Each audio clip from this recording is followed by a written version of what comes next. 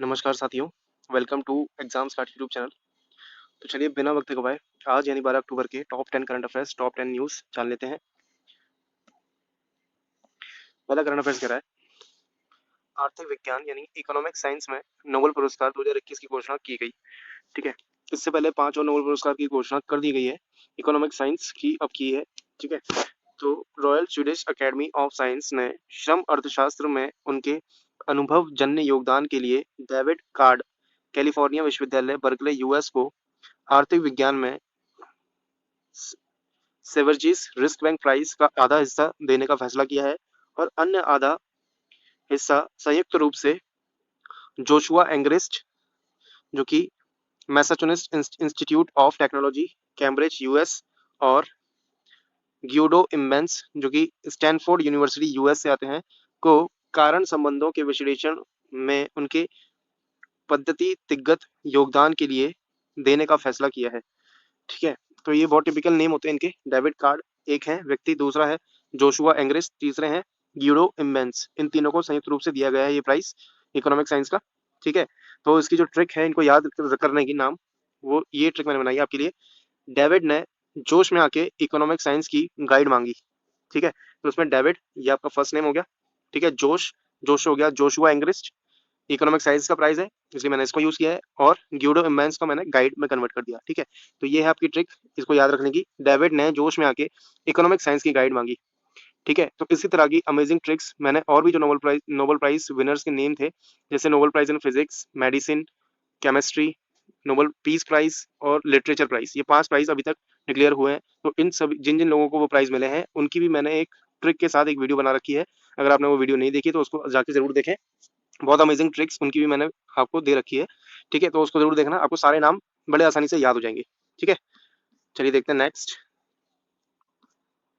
Next current affair है, Iran के पहले राष्ट्रपति अबोल हसन बनी सद्र का निधन हो गया है।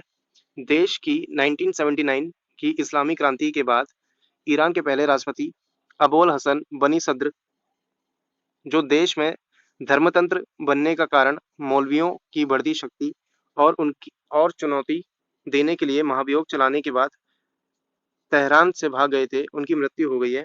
वह 88 वर्ष के थे। उन्हें 1980 में राष्ट्रपति चुना गया था।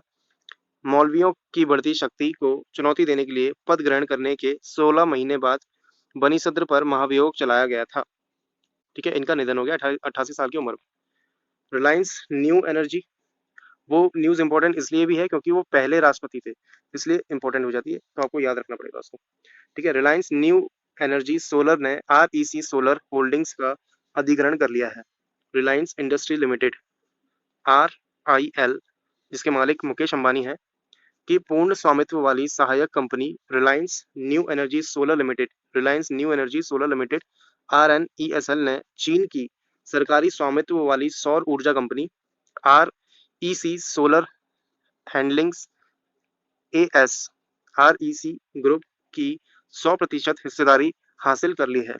ठीक है, चीन की कंपनी को हासिल कर लिया रिलायंस इंडस्ट्री लिमिटेड ने। ठीक है, RNESL की ने REC ग्रुप को China national blue star company limited से 777 मिलियन डॉलर के एंटरप्राइज वैल्यू के लिए अधिग्रहित किया है। नेक्स्ट करंट अफेयर है, 11 अक्टूबर को अंतर्राष्ट्रीय बालिका दिवस मनाया गया।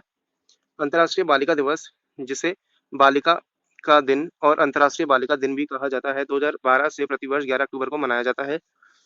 इस अंतर्राष्ट्रीय दिवस को संयुक्त राष्ट्र द्वारा अंतर्राष्ट्रीय स्तर पर शिक्षा, पोषण, बाल विवाह, कानूनी और चिकित्सा अधिकारों के आसपास लड़कियों के सामने आने वाले मुद्दों के बारे में जागरूकता बढ़ाने के लिए घोषित किया गया था। 2021 अंतर्राष्ट्रीय बालिका दिवस का जो विषय था, थीम थी, वो क्या थी? डिजिटल पीढ़ी हमारी पीढ़ी। मोस्ट इंपॉर्टेंट थीम है ये आपको याद रखना पड़ेगी, डिजिटल पीढ़ी हमारी पीढ़ी। ठीक है, नेक्स्ट, वॉल्टेरी बोटास ने तुर्की ग्रैंड प्रिक्स 2021 जीती। ये मोस्ट इंपॉर्टेंट क्वेश्चन है, इसके आने के चांसेस बहुत ज्यादा हैं क्योंकि जितनी भी ग्रैंड प्रिक्स होती हैं ज्यादातर कौन जीता है? Lewis Hamilton. ठीक है, इससे रिलेटेड जब भी क्वेश्चन आता है तो लोग बात तुक्का ही मार देते हैं कि लुइस हैमिल्टन होगा इसका आंसर, लेकिन इस बार अगर आपने ऐसा किया तो आपका क्वेश्चन गलत हो जाएगा, क्योंकि किसने जीती है इस बार? वॉल्टर बोटास ने तुर्की ग्रैंड प्रिक्स 2021 जीती है। ठीक है, तो ये आपको याद रखना पड़ेगा। ठीक है, वॉल्टर बोटास मर्सिडीज, ये भी मर्सिडीज के खिलाड़ी हैं, मर्सिडीज चलाते हैं, फिनलैंड ने 10 अक्टूबर 2021 को आयोजित F1 तुर्की ग्रैंड प्रिक्स 2021 जीती है। यह इस सीजन का उनका पहला खिताब है। ठीक है। और मैक्स वर्स्टपेन जो कि नीदरलैंड से आते हैं दूसरे स्थान पर रहे, और सर्जियो पेरेज जो कि मैक्सिको से आते हैं वो तीसरे स्थान पर रहे, और लुइस हैमिल्टन ने भी इस रेस में पार्टिसिपेट किया था और उनका स्थान रहा 5वां, 5th स्थान पर रहे हैं वो। ठीक है। बहुत ही कम ऐसा देखने को मिलता है कि लुइस हैमिल्टन किसी रेस में हार जाए F1 की, लेकिन इस बार वो 5th स्थान पर रहे हैं, इसलिए इंपॉर्टेंट हो जाता है ये क्वेश्चन। नेक्स्ट, फिक्की ने वित्तीय वर्ष 2022 के लिए 9.1 जीडीपी की वृद्धि का अनुमान लगाया है भारत की। ठीक है। 2021-22 में भारत की जीडीपी 9.1% की दर से बढ़ने की उम्मीद है, क्योंकि महामारी की दूसरी लहर के बाद अब आर्थिक सुधार अपनी पकड़ मजबूत करता दिखाई दे रहा है। फिक्की के आर्थिक आउटलुक सर्वेक्षण में यह भी कहा गया कि मौजूदा त्योहार सीजन इस गति का समर्थन करेगा। मतलब आपको पता होगा दिवाली आने वाली है, तो दिवाली में त्योहार का सीजन है और उसमें काफी चीजों का लेन देन होता है। ठीक है। मार्केट अप जाती है, तो इसलिए 9.1% का उन्होंने अनुमान लगाया है। ठीक है। ये उसको बूस्टअप करेगा जो फेस्टिवल सीजन है। ठीक है। फिक्की की स्थापना कब हुई थी? 1927 में। फिक्की का मुख्यालय है नई दिल्ली में और फिक्की के सीईओ हैं संगीता रेड्डी। ठीक है। फिक्की का फुल फॉर्म भी आपको पता होना चाहिए, federation of Indian chamber of commerce and industries. ठीक है। नेक्स्ट, जी सतीश रेड्डी को आर्यभट्ट पुरस्कार दिया गया। जी सतीश रेड्डी कौन है जान लेते हैं। सचिव डीआरडीओ एंड और अध्यक्ष डीआरडीओ डॉक्टर जी सतीश रेड्डी, मतलब डीआरडीओ के जो चेयरमैन है डॉक्टर जी सतीश रेड्डी को भारत में अंतरिक्ष यात्रियों के प्रचार में उनके उत्कृष्ट आजीवन योगदान के लिए astronautical society of India ASI astronautical society of India द्वारा प्रतिष्ठित आर्यभट्ट पुरस्कार से सम्मानित किया गया है। डॉक्टर रेड्डी उन्नत एवियोनिक्स, नेविगेशन, मिसाइल प्रौद्योगिकी के अनुसंधान एवं विकास के क्षेत्र में अग्रणी हैं। ठीक है। एस्ट्रोनॉमिकल सोसाइटी ऑफ इंडिया के जो अध्यक्ष हैं वो कौन है? डॉक्टर के सिवन, जो कि आपके इसरो के भी चेयरमैन है। ISRO, ISRO, Indian Space Research Organisation. ठीक है। इसके भी चेयरमैन है कौन? डॉक्टर के सिवन। और एस्ट्रोनॉटिकल सोसाइटी ऑफ इंडिया के भी अध्यक्ष हैं।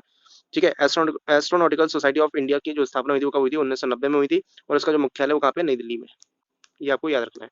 नेक्स्ट, तेलुगु फिल्म निर्माता बी गोपाल को सत्यजीत रे पुरस्कार के लिए चुना गया। जाने माने तेलुगु फिल्म निर्माता बी गोपाल और बैजवाड़ा गोपाल को भारतीय सिनेमा में उनके सग्रम योगदान के लिए चौथे सत्यजीत पुरस्कार के लिए चुना गया। गोपाल ने 30 तेलुगु और 2 हिंदी फिल्मों का निर्देशन किया है। यह पुरस्कार सत्यजीत रे फिल्म सोसाइटी केरल जो कि एक राज्य आधारित संगठन द्वारा स्थापित किया गया था। इस पुरस्कार में 10,000 रुपए का नगद पुरस्कार, एक स्मृति चिन्ह और एक पट्टिका शामिल है। ये सब दिया जाता है।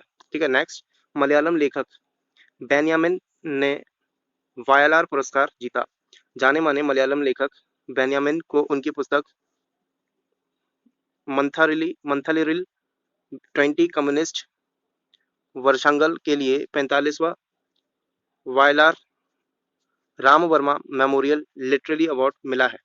ठीक है। वायरल राम वर्मा मेमोरियल ट्रस्ट द्वारा स्थापित प्रतिष्ठित पुरस्कार में 1 लाख रुपए का नगद पुरस्कार, प्रसिद्ध मूर्तिकार कनाई कुनी रमन द्वारा डिजाइन की गई एक मूर्ति और एक प्रशस्ति पत्र शामिल है।